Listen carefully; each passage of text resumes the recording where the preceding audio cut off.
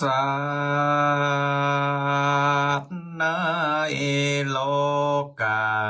เกิดมาบอกแล้วสังขารแก่แล้วมันเติงเบาไหว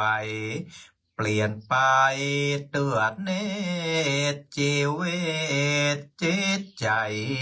เนื้อตัวคิงใบพอในเหี่ยวดำ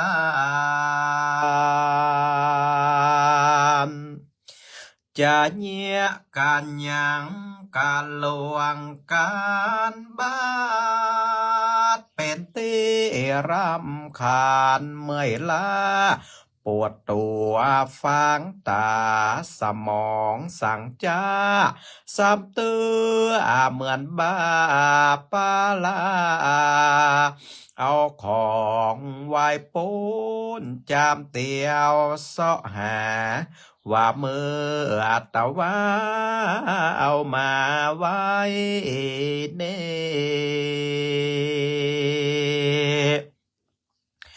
มนุษย์คนเฮาเป็นเอาอย่างอีจารามีมาจวบปบ40หน้าลืม50ไขว้ครบทบบวกข้าวหลังเริ่มเป็นอย่างอีแต่ไผ่บ่ต้องฝืนมาเนิงนางเป็นไปดัง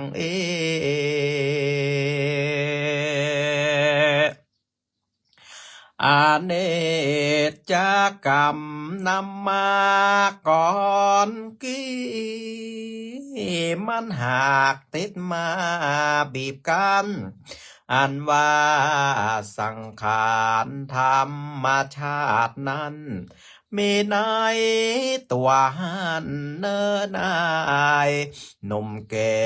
ก็รู้ผู้ไปจนตาย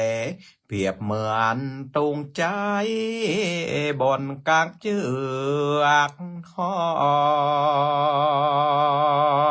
ยถูกแด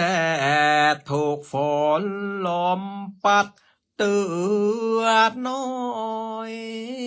ปูดหล่นลงดินย่อยยับหนุ่มแก่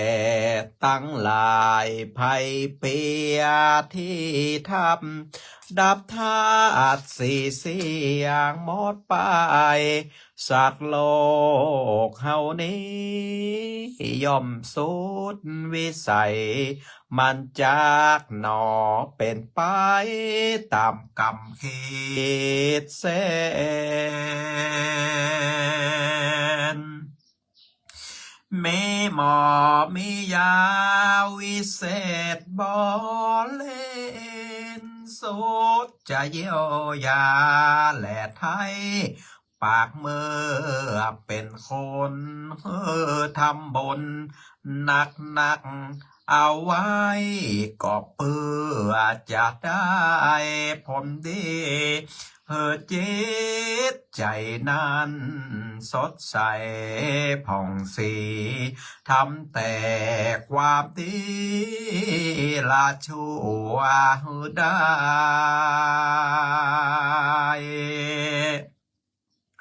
ชั่วและดี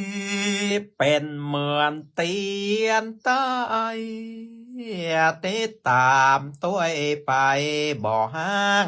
ถึงตัวเฮาตายมาลายมวยมังยังมีสิ่งอันความดีเหลือฝากเอาไว้ในโลกี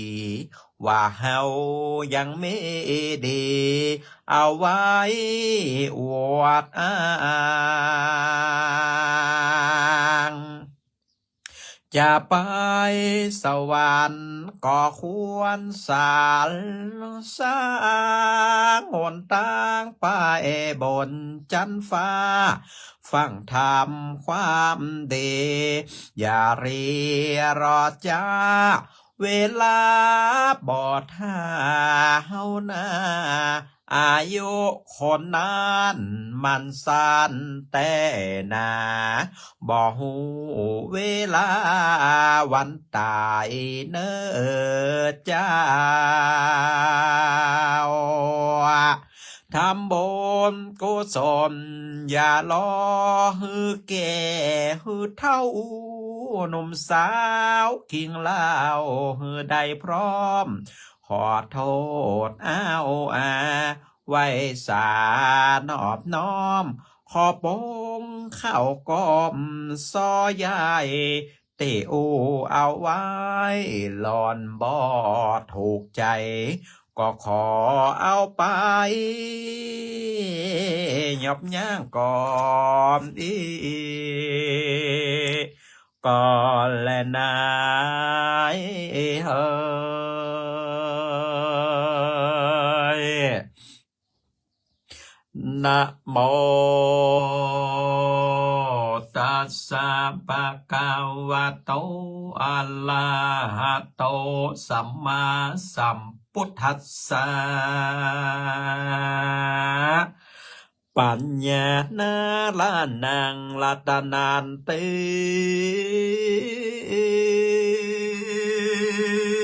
ปัญญาเป็นรัตนา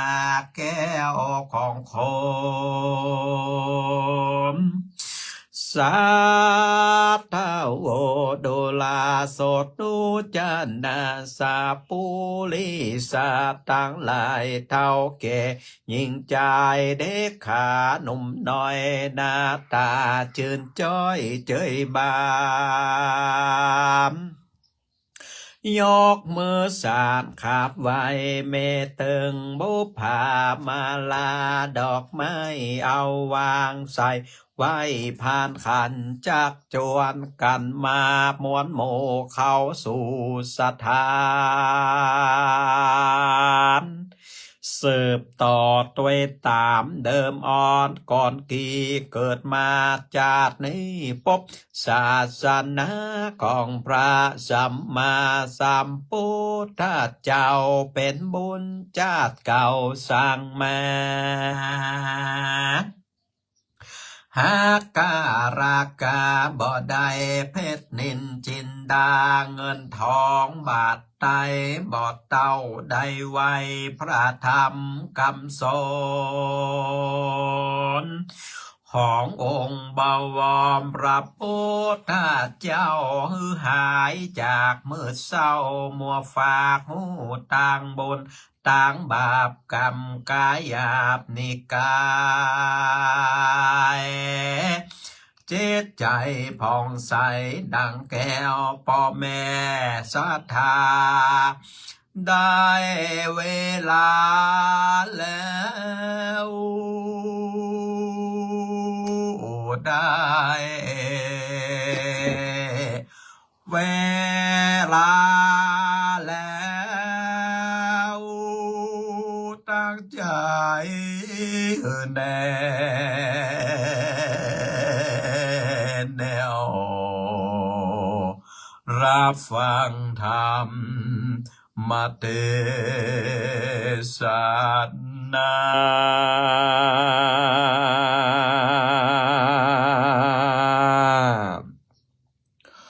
ขอกราบนอบน้อมปูจา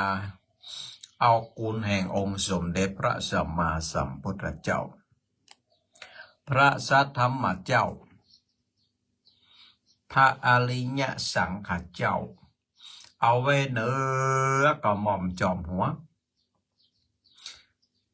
กับกะเหล่าว่าไวสาตันพระมหาเถรานุเถระเจ้าทุกตนทุกองค์ด้วยความเคารพเป็นอย่างสูงเจริญปอนเจริญจิตเจริญใจเจริญศีลเจริญโจกจำเริญใจ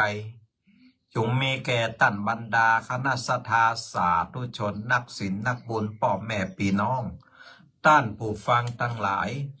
ตึงยิงเราโอกาสบัดนี้อัตมภาพพระมหาสมชาตินันทธรรมิโก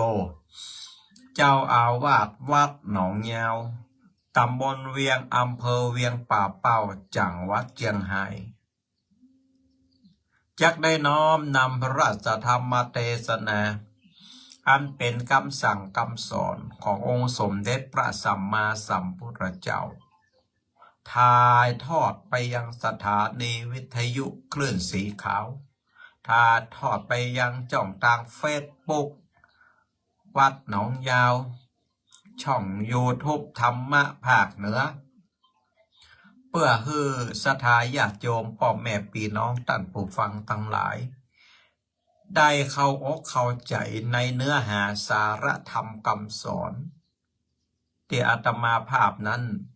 ได้นำมาจี้แจงแสดงให้กับศรัทธาญาติโยมได้เข้าอกเข้าใจก็ปะกันเป็นประจำทุกวันเสาร์ตั้งแต่เวลา6 โมงเจ้าจนถึงเวลา7 โมงเจ้า1 ชั่วโมง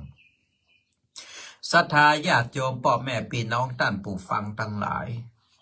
นะแต่ว่าอาตมาภาพนั้น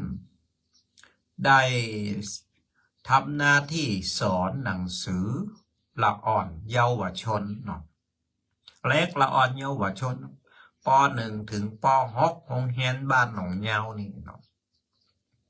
ก็เป็นกิจกรรมการเรียนการสอนเป็นห้องว่าพระสอนศีลธรรม1 ปีภาคการศึกษาละเอกละอ่อนตั้งหลายก็จะเข้ามาวัดมาไหว้พระมาหับศีลสมาทานศีลนั่งเจริญสมาธิภาวนาแล้วก็จะทำกิจกรรมอะไรอย่างต่างๆร่วมกันภายในวิหารวัดหนองยาวทุกวันศุกร์ศรัทธาญาติโยมนะแล้วครูบาอาจารย์ทั้งหลายก็จะได้นำละเอกละอ่อนตั้งแต่ป.1 ถึงป.6 เนี่ยนำมาทำกิจกรรมอะไรอย่างต่างๆที่ภายในบริเวณวัดนะละเอกละอ่อนเขาก็จะได้มาซึมซับนะหลักธรรมะในทางพุทธศาสนาได้มาศึกษาได้มาเรียนรู้ได้มาทำกิจกรรมภาพปฏิบัติกันแต่ภายในตีวัดได้มาหันของแต่ได้มาปบมาปะนะกิจกรรมที่มันทำให้เกิดความสุขกายสุขใจนะเพราะว่าละอ่อนนี่เฮียนตั้งแต่วันจันทร์ถึงวันศุกร์นะวันหนึ่งก็4-5 คาบ5 ชั่วโมงศรัทธาญาติโยมละอ่อนก็อาจจะมีความเครียดเมื่อละอ่อนมีความเครียดสะสมกันมาตลอด4-5 วันด้วยกันเนาะอาตมาก็เลยมาเกิดว่าน่าจะเอาละอ่อนทั้งหลายเหล่านั้นเนี่ยมาอบรมมาศึกษามาเรียนรู้มาผ่อนคลายศรัทธาญาติโยมใจคำว่ามาผ่อนคลายเนาะผ่อนคลายด้วยหยังผ่อนคลายด้วยศีลด้วยสมาธิด้วยปัญญาผ่อนคลายด้วยหลักธรรมคำสอนของพระพุทธเจ้านะเขาฮ้อนมาเนี่ยศรัทธาญาติโยม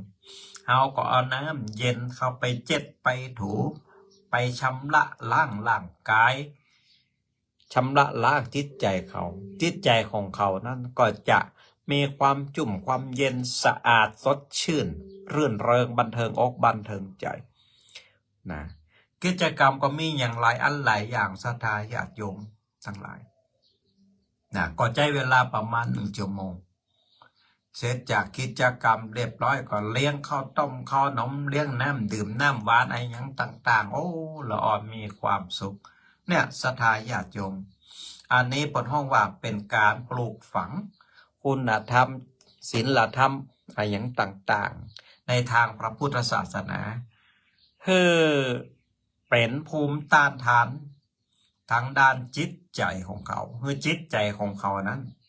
มีความเข้มแข็งในการที่จะใจรักธรรมะของพระพุทธเจ้านั้นไปใจในชีวิตประจำวันได้ในกิจกรรมต่างๆศรัทธาญาติโยมทั้งหลายก็มีกิจกรรมการถามตอบปัญหาธรรมะเรื่องใดที่อยากใครรู้เรื่องใดที่อยากใครสอบถาม ก็ถามมาได้ ตอบได้ก็จะตอบตอบได้ก็บ่ตอบตามนั้นนะก็มีละอ่อนคนหนึ่ง ถามมาว่าตกลงผีมีแต่ก็หานี่อันนี้มันเป็นคำถามของละอ่อนมันใครหูเนาะศรัทธาญาติโยมนะบอกต้องว่าละอ่อนใครหูนะอย่างคนเฒ่าอย่างโยมป่อโยมแม่ทั้งหลายก็ใครหูล่ะอายุกูมาเป็น60-70 ปีบัดเดียวนี่ละโอ้กูยังบ่หันผีกำเตือผีมันเป็นตัวยังได้ผีมันมีแต่ก็หาตัวเจ้านี่เนาะถามตึงละอ่อนถามตึงคนเฒ่าโอ้ก็เลยบอกเงินละอ่อนไปว่าเดี๋ยววันศุกร์หน้าตลุงมีคำตอบเพิ่มนะบัดเดี๋ยวนี้ขอไปศึกษาค้นคว้า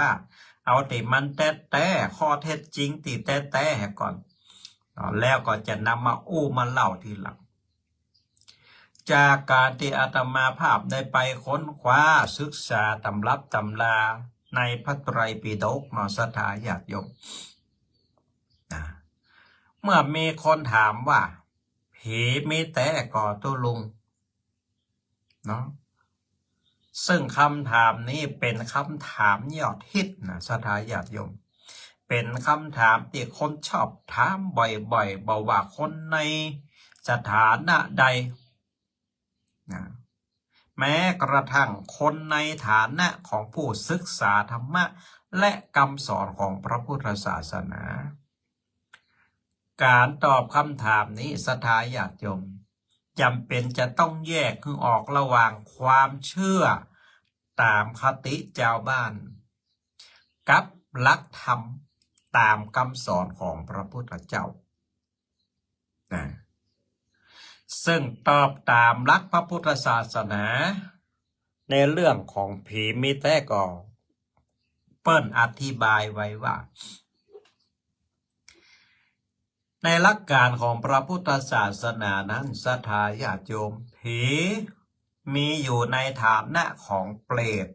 หรืออสุรกายพระพุทธเจ้าทรงรับรองการมีอยู่ของเปรตจริงในพระไตรปิฎกหลายตอนศรัทธาญาติโยมยกตัวอย่างเช่นเปรตวัตถุในคุถกนิกายเปิ้นได้กล่าวถึงสัตว์ที่เกิดในภูมิต่ำเปิ้นฮ้องว่าเปรตภูมิซึ่งก็เป็น1 ใน 4ของอบายภูมิศรัทธาญาติโยมอบายภูมิมีอย่างห้องอบายภูมิก็มีนรกมีเปรตอสุรกายและก็สัตตเดรัจฉานที่พระพุทธเจ้าทรงสอนไว้ชัดเจนศรัทธาญาติโยมว่าเป็นผลของการกระทำชั่วก็คือว่าเป็นคนที่ตระหนี่ขี้เหนียวขี้คดโกงผิดศีล 5ศรัทธาญาติโยมก็เลยทำให้เกิดบาปอกุศลต่างๆในเปรตวัตถุนั้นศรัทธาญาติโยมมีเรื่องของพระมหาโมคคัลลานะมหาโมคคัลลานะนั้นสามารถจะหันเปรตด้วยทิพยจักษุและก็ยังได้เล่าเรื่องเปรตแก่ทุกเจ้าอื่นๆฟังตัวเพื่อให้เป็นอุทาหรณ์แห่งกรรมการสร้างกรรมเวรเอาไว้แต่ว่าผีตามความเข้าใจของเจ้าบ้านเฮาก็แตกต่างกันไปบางคนเจ้าบ้านเปิดใจคำว่าผีก็คือว่าวิญญาณเล่ร่อนผีบ้านผีเฮือนผีตายโหง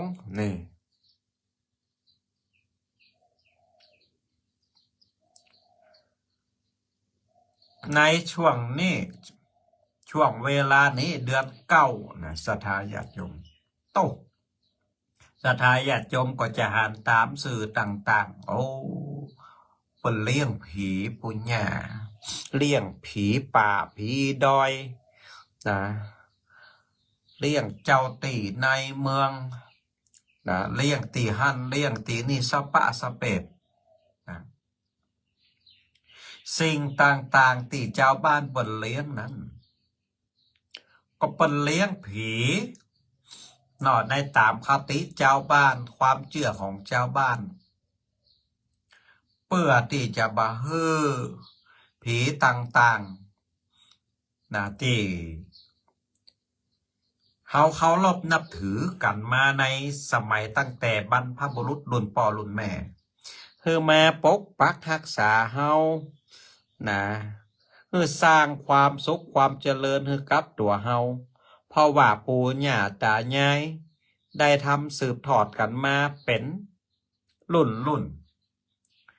จนบางครั้งบางสิ่งบางอย่างนะก็กลบเกลื่อนลักธรรมะของพระพุทธเจ้าไปนะอย่างเจ้าในเมืองก็ดีเปิ่นเลี้ยงเจ้าในเมืองก็ดีอีนะเปิ่นเลี้ยงเสื้อบ้านตีหันตีนี่ก็ดีอีนะเปิ่นเลี้ยงผีป่าผีเขาก็ดีอีนะศรัทธาญาติโยมก็ต้องจำแนกแยกแยะออกไปเป็นอยู่2 อย่างด้วยกันนะ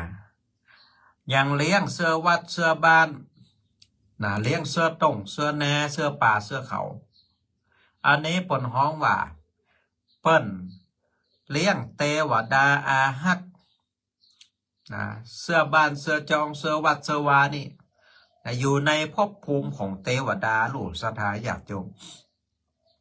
เปิ้นได้ประจำอยู่ตีวัดประจำตีหมู่บ้านประจำตีป่าเขาลำเนาภัยศรัทธาเจ้าบ้านก็มีความเคารพนับถือก็เลยนำเครื่องพิกรรมไอ้ยังต่างๆของข้าวของหวานไอ้ยังต่างๆเนาะไปถวายไปเลี้ยงเทวบุตรเทวดาอาหักทั้งหลายที่เปิ่นสถิตที่เปิ่นอาศัยอยู่ณสถานที่นั้นๆนะอันนี้คือเลี้ยงเทวดาอาหักทั้งหลายที่อยู่ในบ้านในจองแถมคติหนึ่งนะที่เปิ่นเลี้ยงผีป่าผีเขานะผีตีหันผีตามต้นไม้ตามถนนหนทางอันนี้เป็นผีเปรตเป็นผีสัมภเวสีเป็นผีเล่ร่อนเนาะตีเปิ้นต้องการที่จะไปช่วยเหลือผีต่างๆเหล่านี้อย่างน้อยเฮอได้ฮับของกินของทาน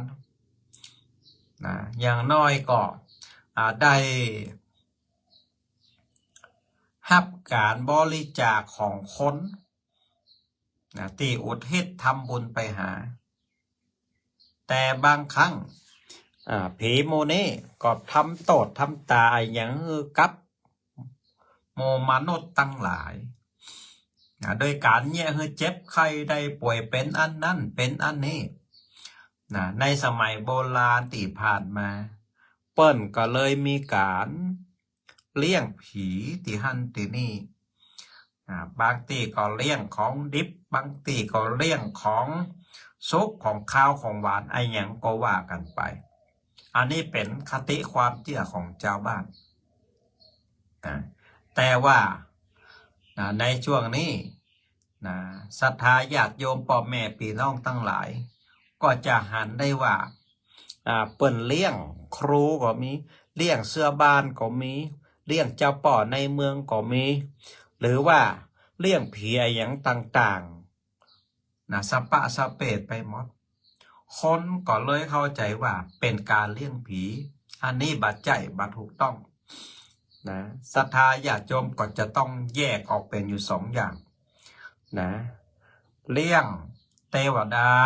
อาหักที่ปกปักรักษาบ้านเจียงเฮาก็ดี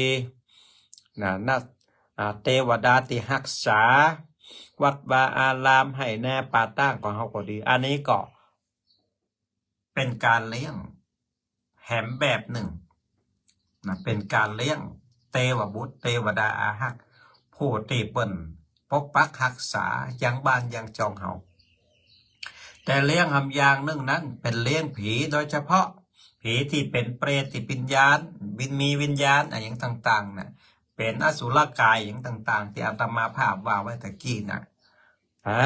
เป็นผีเล่ร่อนก็ดีผีบ้านผีเฮือนก็ดีผีตายโหงก็ดีนี่อันนี้เปิ้นก็ยังมีการเลี้ยงอยู่เหมือนกันนะบางทีก็เปิ้นก็เอาจตุปัจจัยตยตานนะทำเป็นขันเข้าเนี่ยสถานญาติโยมไปตานตุเจ้าตานพระตานเนนแต่บางทีนั้นประกอบมอบหมายคือกับป่ออาจารย์นะไปเลี้ยงเอาคนเดียวถูกผีตัดตีต้นไม้กตีหันแน่ก็ปากันไปเลี้ยงนี่นะแต่ผีต่างๆเหล่านี้ผีเล่ร่อนผีเปรตผีอสุรกายผีบ้านผีเฮือนผีตายโหงผีพายอะไรอย่างต่างๆเหล่านี้ศรัทธาญาติโยมนะเมื่อโอ้ถึงในคำสอนของพระพุทธเจ้าแล้วก็เป็นสัตว์นะกลุ่มหนึ่งติดตกอยู่ในอบายภูมิที่จะต้องเวียนว่ายตายเกิดในสังสารวัฏที่บ่สามารถจะไปเกิดใหม่ได้ตามกรรมตามเวรที่ได้สร้างเอาไว้นะตามหลักกรรมในทางพระพุทธศาสนาและก็ผลของกรรมในทางพระพุทธศาสนาปนห้องว่ากรรมสกตาธรรมพระพุทธศาสนาไปได้สอนให้เชื่อสิ่งที่บ่มีเหตุบ่มีผลศรัทธาญาติโยมแต่เปิ้นสอนให้เข้าใจว่าสัตว์ทั้งหลายทั้งปวงในโลกนี้เกิดตามเวรตามกรรม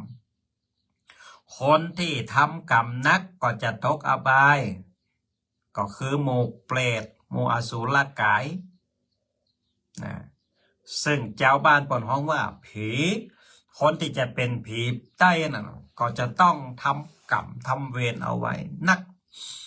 ก็เลยเกิดไปเป็นเปรตเป็นอสุรกายนี่ข้อที่สองพระพุทธเจ้าเปิ่นสอนบ่ให้ประมาทในกรรมก็คือการกระทำของเฮาและก็ชีวิตหลังความตายนั่นก็หมายความว่าการเวียนว่ายตายเกิดนั้นมีแต่ศรัทธาญาติโยมเกิดแก่เจ็บตายสัตว์โลกที่ตายไปแล้วก็จะไปเกิดในภพภูมิต่างๆนะคนทำกรรมดีก็จะไปเป็นเทวดาคนทำกรรมชั่วก็จะไปเป็นเปรตเป็นสัตว์มรณะเป็นอสุรกายเป็นต้นนี่สามทำไมหมู่เฮาตั้งหลายบ่หันผี บ่เคยหันผีสักเตือถ้าผีมันมีแต่พี่น้องในพระไตรปิฎกเปิ้นกล่าวเอาไว้ว่าต้องคนที่มีอภิญญาศรัทธาญาติโยมได้อภิญญาแล้วเช่นพระโมคคัลลานะนี่สามารถที่จะหันสัตว์ในภพภูมิต่างๆได้บอกว่าภพภูมิของเปรตบอกว่าภพภูมิของอสุรกายเปิ้นก็จะหูหันได้นะแต่ปุถุชนคนธรรมดาอย่างหมู่เฮาตั้งหลายเนี่ยนะบ่สามารถจะหันได้ศรัทธาญาติโยมเพราะว่ามันเป็นภพภูมิที่ละเอียดเกินกว่าตาเนื้อของเฮาจะพอหันได้เนาะต้องเป็นพระอรหันต์อย่างพระโมคคัลลานะคนที่มีอภิญญาเนี่ยขึ้นไปถึงจะสามารถที่จะหันสิ่งต่างๆเหล่านี้ได้นี่เพราะฉะนั้นคนที่บ่เคยหันผีกำเตือก็เลยบ่เชื่อว่าผีมีแต่พอโอ้ยอายุเป็น70-80 ปีแล้วบัดเดี๋ยวนี้บ่เคยหันกำเตือนะก็ล่างว่ากล้าบ่เคยหันแน่นอนเพราะว่าหยังเพราะว่าเฮาบ่ได้แตกฉานเรื่องของอภิญญาเรื่องเฮาก็เลยบ่หันในภพภูมินี้แต่มีตัวอย่างก็คือว่าพระโมคคัลลานะศรัทธาญาติโยมเปิ้นแตกฉานในอภิญญาแล้ว เปิ้นสามารถจะโหจะหันพบภูมิอะไรอย่างต่างๆได้หมดนะเปิ้นก็เลยเอาคำสอนอะไรอย่างต่างๆเหล่านั้นมาบอกกล่าวให้ศรัทธาญาติโยมในธรรมนะในธรรมเนาะว่าพบภูมิอะไรอย่างต่างๆมีอยู่แต่นะเพื่อที่จะให้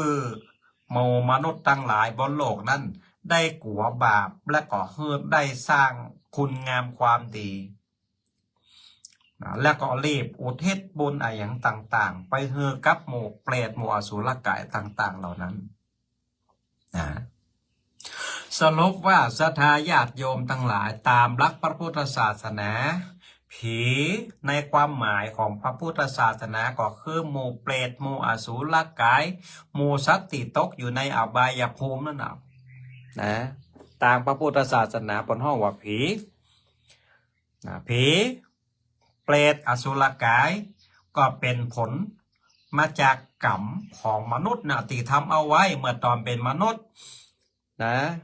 และเป็นสิ่งที่พระพุทธเจ้าได้กล่าวถึงหลายครั้งขนาดในพระไตรปิฎกนะ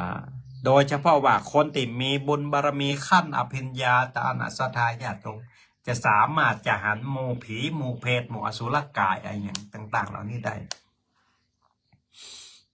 แต่ว่าถ้าในบริบทของศรัทธาญาติโยมชาวบ้านทั่วไปเปิ้นก็ว่าเล่าสืบต่อกันมาว่าตาท่านมีผีเนอะก้อนไม้เก่านั้นมีผีเนอะตีหันมีผีเนอะเพราะว่ามีคนหูคนหันมาก่อนนะแต่ว่ามันเป็นตัวเป็นตีนเป็นลักษณะอะไรอย่างใดก็เล่ากันไปตามจินตนาการของไผ่ของมันอันนี้คือคติของเจ้าบ้านแต่ว่าคติของพระพุทธศาสนานั้นศรัทธาญาติโยมทั้งหลายก็คือว่าผีเปรตอสุรกายหมู่เนี่ยก็เป็น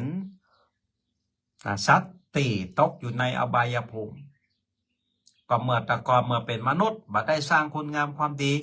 ตายไปก็จะได้ไปเป็นผีเป็นเปรตทุกขเวทเวทนาเป็นอสุรกายเป็นต้นนี่อันนี้ก็โอ้ถึงเรื่องของผีตอบคำถามเรื่องของผีตีคนเฒ่าก็ดีตีละอ่อนก็ดีได้ถามมาไว้ตุลงผีมีแต่ก็หาก็ต้องตอบตามหลักพระพุทธศาสนาว่ามีแต่มีแต่มีอย่างแน่นอนแต่เนื่องด้วยว่าเฮาบหันภพภูมิของเปิ้นภพภูมิของเปรตภพภูมิของผีภพภูมิของอสุรกายเฮาบ่สามารถที่จะหันด้วยตาเนื้อของเฮาได้ต้องเป็นตัวเจ้าหรือศรัทธาเจ้าบ้านที่มีอภิญญาขั้นละเอียดต่ออันถึงจะหันภพภูมิต่างๆเหล่านี้ได้ชัดเจนมันเป็นอย่างนี้อันนี้ถึงการตอบคำถามของละอ่อนนักเรียนแต่หมู่เฮาตั้งหลายจะเนี่ยยังใด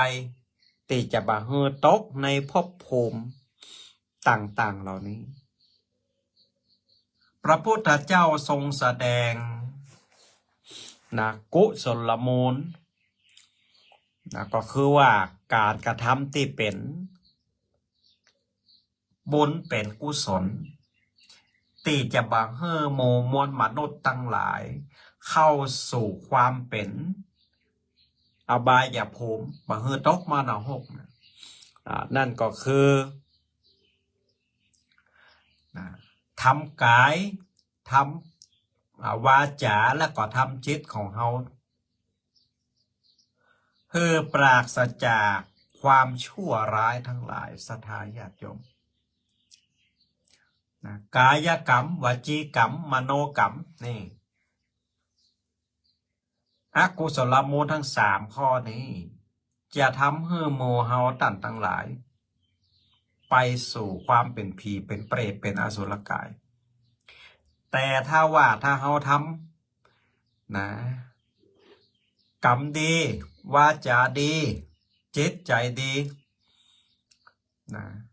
สิ่งต่างๆเหล่านี้ก็จะดลบันดาลให้หมู่เฮาทั้งหลายไปเกิดใน สวรรค์ชั้นฟ้าหรือว่าสุคติภูมิจากนั้น3 ข้อง่ายๆนะสร้างกุศลบุญสร้างคุณงามความดีให้นักที่สุดเฮาก็จะขึ้นไปสู่สุคตินะงดเว้นจากอกุศลกรรมก็คือกายกรรมวจีกรรมมโนกรรมทั้งหมดอ่ะนะกรรมตั้งกายกรรมตั้งวาจากรรมตั้งจิตตั้งใจนี่เว้นทั้งหมดศรัทธาญาติโยมและเฮาก็จะได้ไปเกิดที่อบายภูมิถ้าเฮาบ่เว้นนี่นะเฮาจะได้ไปเกิดอบายภูมิก็จะเป็นผีเป็นเพศเป็นอสุรกายตามหลักการของพระพุทธศาสนานี่บางโพบางตันนะโอ้เนาะอีปออีแม่ใหญ่จนปานนี้แล้วนี่เนาะยังบ่เคยหันคำเตือนจะหันได้อย่างใดนะเพราะว่าจิตใจของ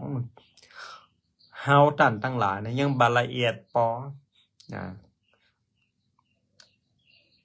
บ่สามารถที่จะหันภพภูมิอย่างต่างๆด้วยตาเนื้อได้เพราะว่ายังบ่ได้อภิญญาญาณจิตใจของเฮานั้นยังมีความเจือปนด้วยกิเลสอย่างต่างๆอยู่สปะสเปะ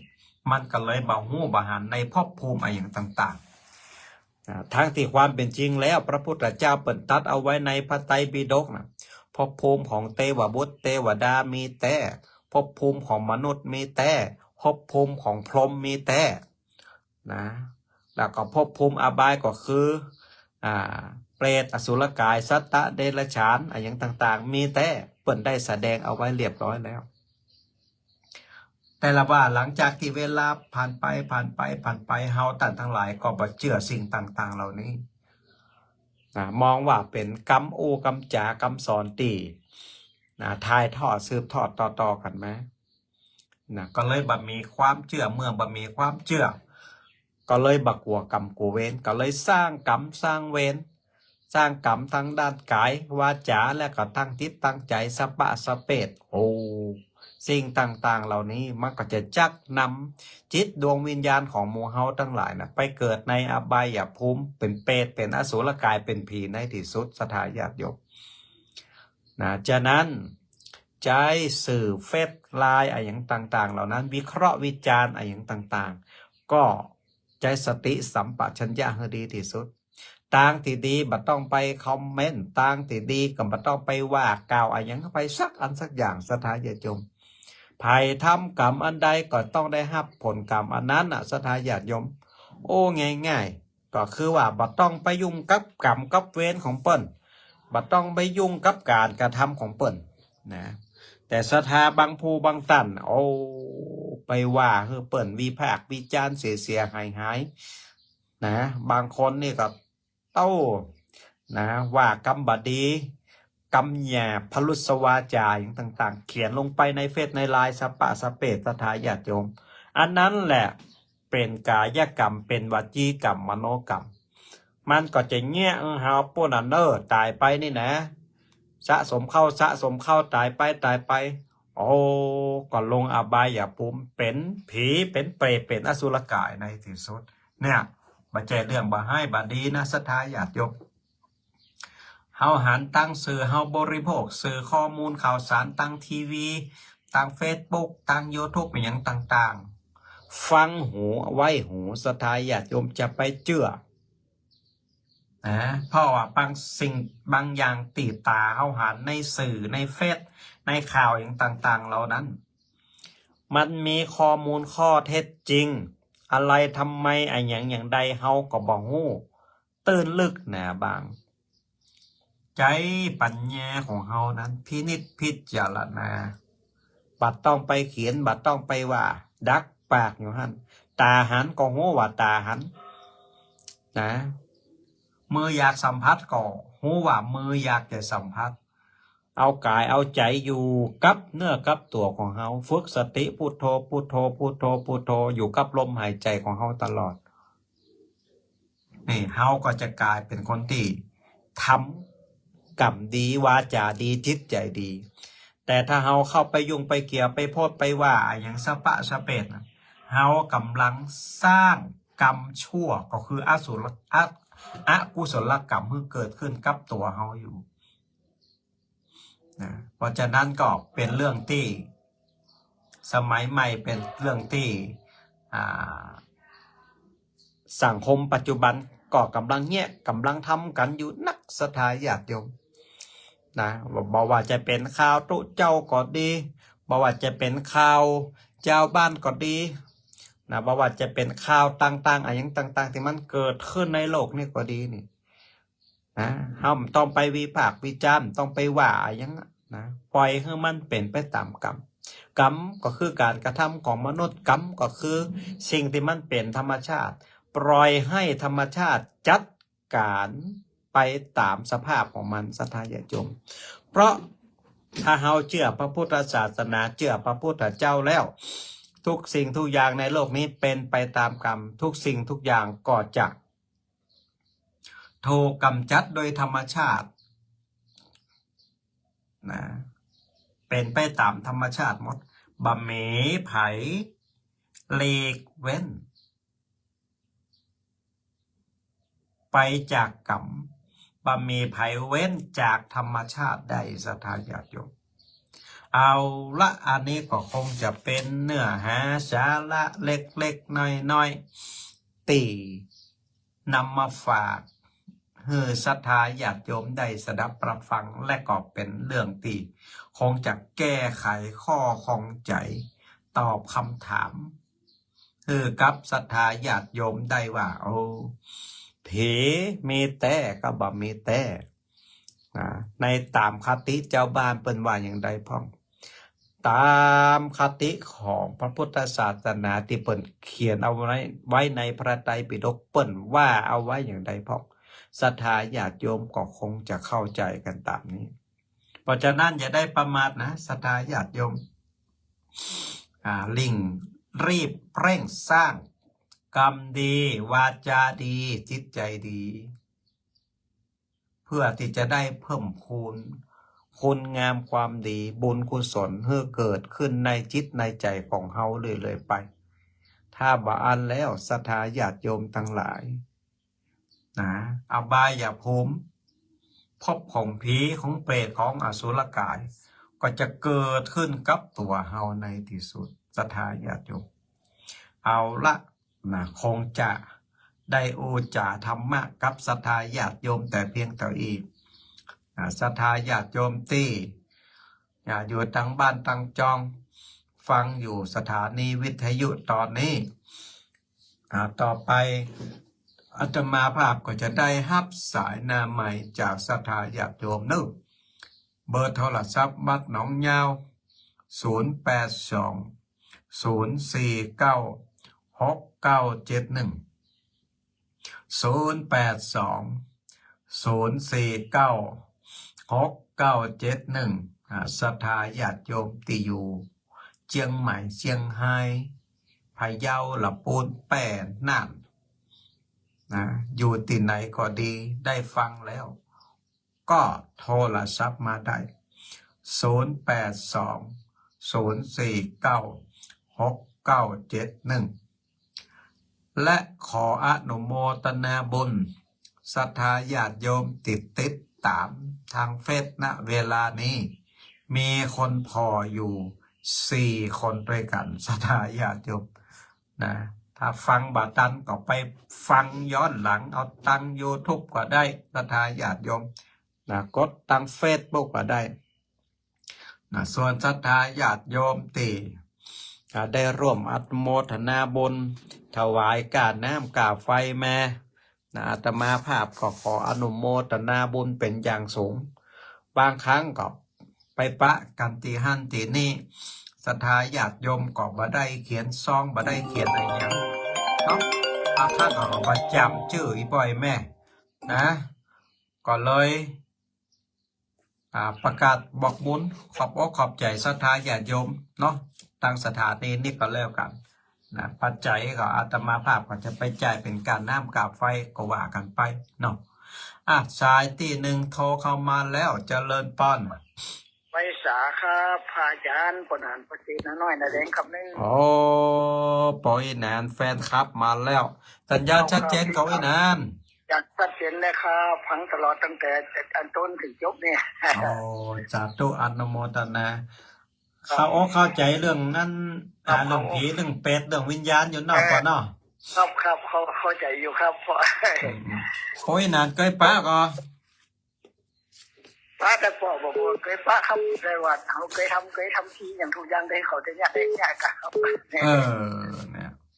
เป็นไปแก้บนแก้บ้านเขาก็ขึ้นงานนั้นนี่แต่เคยยากครับแต่ ก็ ว่า มีอยู่ จะบอกตัวครับ เฮ้ยมันแล้วใจเขาเนาะ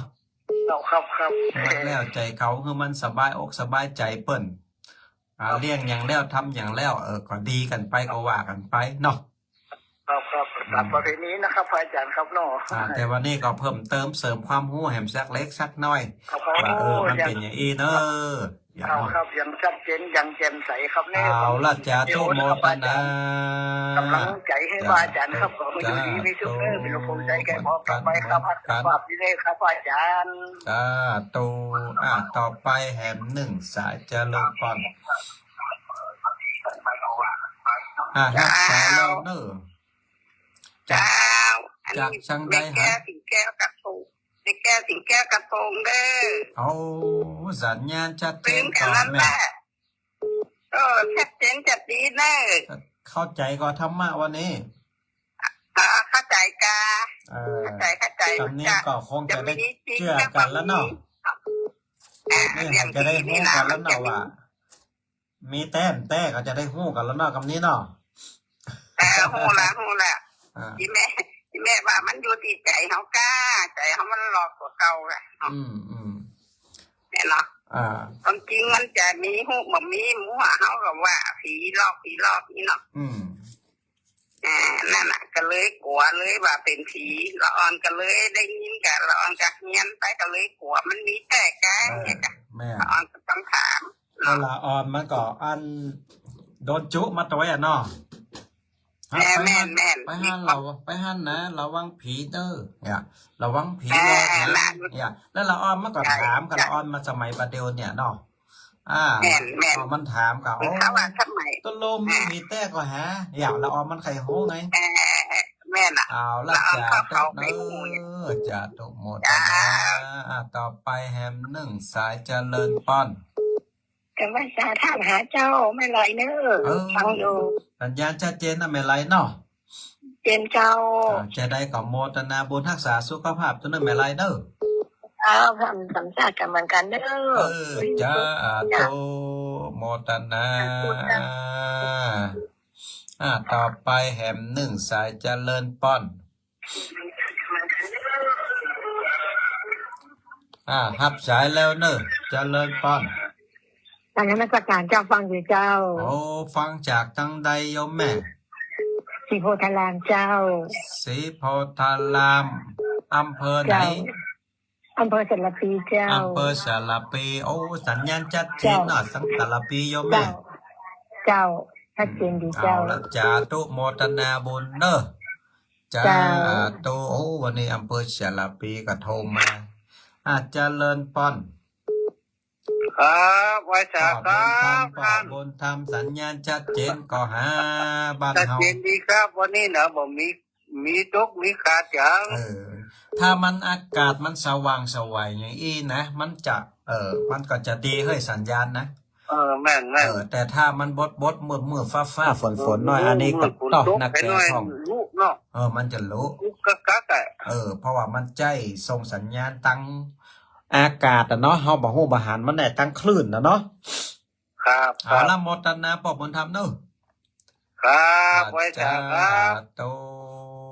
ต่อไป0820496971เจริญพรไว้จ้าแต่มาหาเจ้าแม่ตังอยู่เด้อเดี๋ยวแม่ตังใดฟังตังใดหันบ้านเฮากะจากมาเรือนเส้นต่อวังเหนือเรือนเส้นต่อวังเหนือโอ้วังนี่มาได้ไปแอววังเหนือกำแล้วเฮ้ยไปเอาตังวังเหนือในม่วนเนาะจะได้กับป้ากันมันแน่วันตาเด้อแม่ ได้ยาไข่ปลากันนะถ้าแม่ไปไหนมันได้เจ้าแม่อยู่กับบ้านน่ะมันต้องมีโอกาสสักวันกะเนาะจ้าปะกันเนาะไปไหนจะเป็นมาได้เป็นหอบจ้าภาษาสุขภาพเด้อเฮือนเด้อจ้าเพียนเลยโตโมตันนะกำลังใจเนอะเหมือนกันต่อไปฮอกเจริญปอนจากจังใยหา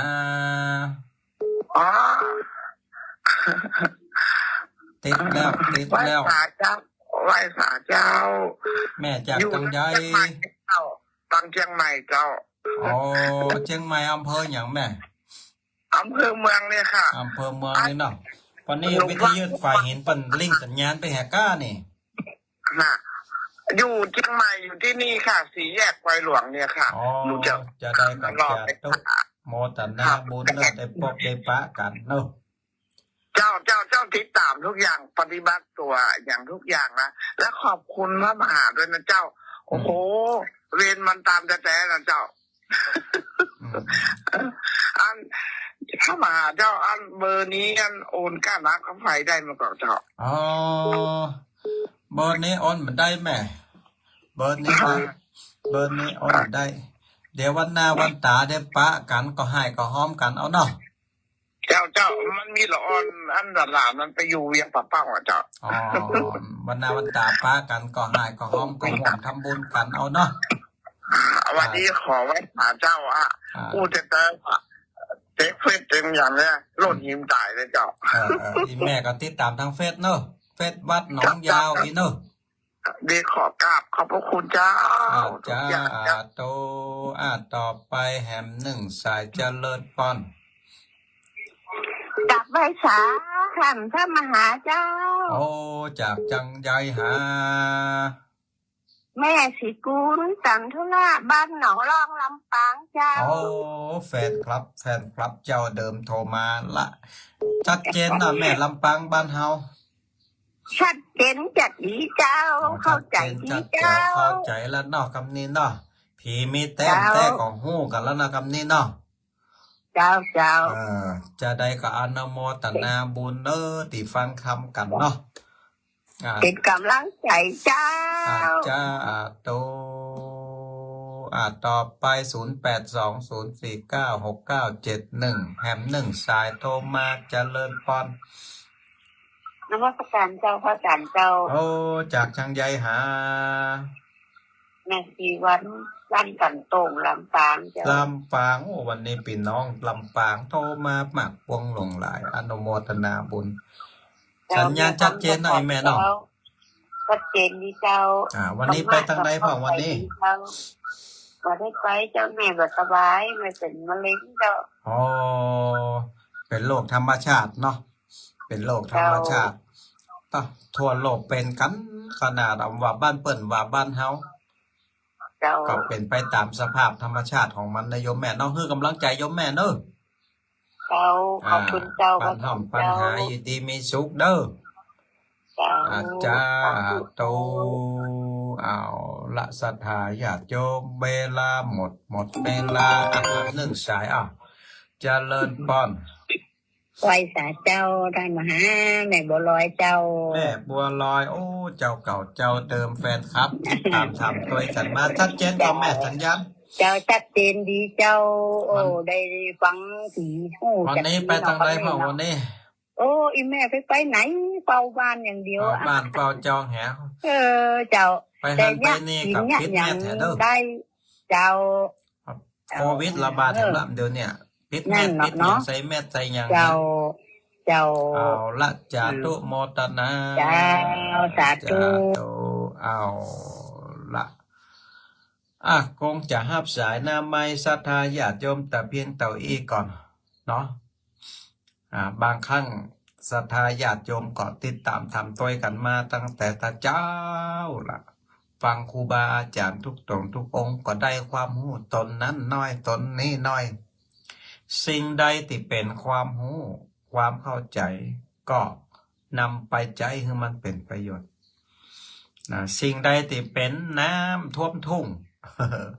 ศรัทธาญาติโยมก็ทิ้งก็ขว้างไปเหียนะเพราะว่าทุกสิ่งทุกอย่าง